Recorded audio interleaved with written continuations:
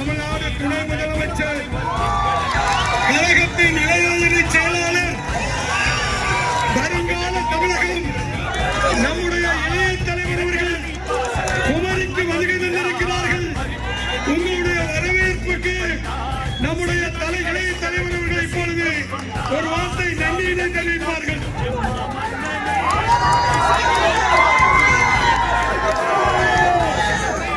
நல்லா இருக்கீங்களா? சிறப்பான எழுச்சியான அன்பான வரவேற்படுத்தக்கூடிய அத்தனை பேருக்கும் முதல்ல என்னுடைய நன்றியை நான் தெரிவிச்சுக்கிறேன். எப்போ நான் குமரி மாவட்டத்தில் வர்றது புதுசு கிடையாது, பல முறை வந்திருக்கின்றேன்.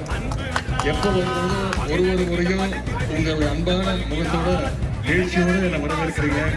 அதற்கு மீண்டும் என்னுடைய நன்றியை தெரிவித்து இதே எழுச்சியோடு அடுத்த 40-45 நாட்கள் கழகத்துக்கான அந்த பிரச்சார வேலையை செஞ்சு வருகின்ற சட்டமன்ற தேர்தலையும் மீண்டும் நம்முடைய திராவிட முன்னேற்ற கழகம் மிகப்பெரிய வெற்றியை பெற்று நம்முடைய தலைவர் நம்முடைய முதலமைச்சர்கள் மீண்டும் முதலமைச்சராக பொறுப்பேற்கிறதுக்கு நீங்க அந்த உறுதிமொழியை ஏற்றுக்கொள்ளணும் கேட்டுக்கொண்டு இந்த சிறப்பான வரவேற்பு அளித்த நம்முடைய மாவட்ட கழக செயலாளர் அண்ணன் மகேஷ் அவர்களுக்கும் இளைஞரணி தம்பிமார்கள், அதேமாதிரி பெருமையோடு வந்திருக்கக்கூடிய தாய்மார்கள், இந்த அத்தனை பேருக்கும் மீண்டும் என்னுடைய நன்றியை தெரிவித்து விடைபெறுகின்றேன். நன்றி.